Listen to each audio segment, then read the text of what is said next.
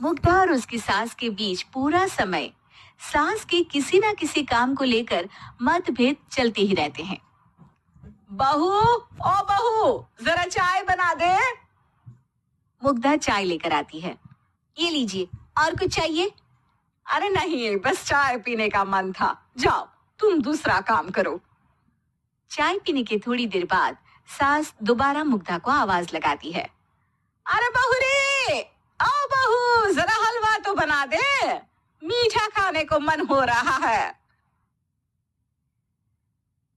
इसी तरह मुग्धा की सास पूरा समय कोई ना कोई काम बताकर उसे रसोई से बाहर तक निकलने नहीं देती। कभी चाय, कभी हलवा, कभी पानी तो कभी दूध, हर समय खाने को चाहिए और उसके लिए अपने हाथ पैर बिल्कुल नहीं हिलाने। परेशान किया हुआ है इन्होंने। सास की जबरदस्ती परेशान करने की आदतों से दुखी मुग्धा एक शाम सचिन के साथ अपने कमरे में बैठी हुई बात कर रही होती है। सुनो जी, मम्मी जी की ये जानबूझकर मुझे परेशान करने की फरमाइशों से मैं बहुत फ्रस्ट्रेट हो चुकी हूँ। पूरे दिन में एक सेकंड का आराम नहीं मिलता। रसोई से बाहर कदम रखती नहीं कि बहू ये बना दे, बहुरी वो बना दे। अरे इनकी फरमाइशें चलती ही रहती है।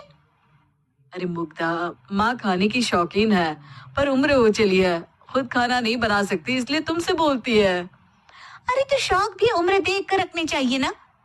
समझ में नहीं आता, हर समय फेविकॉल का जोड़ लगाए सोफे से चिपकी बैठी रहती है। इतना सब डाइजेस्ट कैसे हो जाता है उन्हें?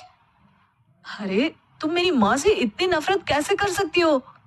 मैं उसे नफरत नहीं करती जी, बस परेशान हूँ। जहाँ मुग्धा अपने पति से ये सब बोल रही होती है, वहीं उसकी सास भी कमरे के बाहर दरवाजे से कान लगाए सारी बातें सुन रही होती है और अगली दोपहर रसोई में मुग्धा के पास जाती है। बहू, आज ना मेरा कुछ मसालेदार खाने का मन है। तो चाय बना दूं? मुझे बहुत पसंद है। अरे ना, ऐसा कर लिट्टी चोखा बना ले। और हाँ, जितना मसाला बातों में मिलाकर पति को सुनाती हो ना, सब्जी में भी वैसे ही डाला करो, खाना स्वादिष्ट बनेगा। सास की बात सुनकर मुग्धा हैरान रह जाती है। मतलब अब पूरा समय मुझ पर हुक्म चलाने के साथ बंद कमरे में हुई पति पत्नी के बीच की बातें भी सुनती है? अरे बात जब मेरी थी तो सुनने में क्या दिक्कत है? ये कहकर सास वहां से चली जाती है। अरे अब तो हद पार हो गई, इस तरह से तो ये मेरा जीना मुश्किल कर देंगी। मुग्धा सास की हरकतों से परेशान उसका हल सोचने लगती है और इसी तरह कुछ दिन बीत जाते हैं, जिसमें सास का जन्मदिन आता है। मुग्धा बहुत खुशी के साथ अपनी सास को एंड्रॉइड मोबाइल गिफ्ट करती है। मम्मी, आपको सबसे बात करने के लिए बहुत दिक्कत होती है ना, कभी सचिन तो कभी मुझे बोलना पड़ता है, पर इस मोबाइल से आपको कोई दिक्कत नहीं होगी। एक जगह बैठे बैठे बहुत कुछ कर सकती हैं अब आप। मोबाइल देख सासू माँ खुश हो जाती है, पर उसे इस्तेमाल करना तो आता नहीं, इसलिए साइड में रख देती है। जिसे देख मुग्धा घर का सारा काम छोड़ मोबाइल सेट कर सास को इस्तेमाल करना सिखाने लगती है, जिसके बाद अब सास पूरा समय मोबाइल में ही लगी रहती है। हाय, जब से मम्मी को मोबाइल मिला है मेरी लाइफ में कितनी शांति आई है। अच्छा है, इसी तरह बिजी रहे तो मैं भी सुकून की जिंदगी जी पाऊंगी। अब मुग्धा जब मन करे काम करना, जैसा चाहे वैसा खाना बनाकर खाना, पूरा समय रिलैक्स और खुश रहने लगती है। क्या बात है, आजकल तुम बहुत चहक रही हो। अरे मम्मी जी से छुटकारा जो मिला है, अब ना फरमाइशें ना छुप छुप कर बातें सुनना।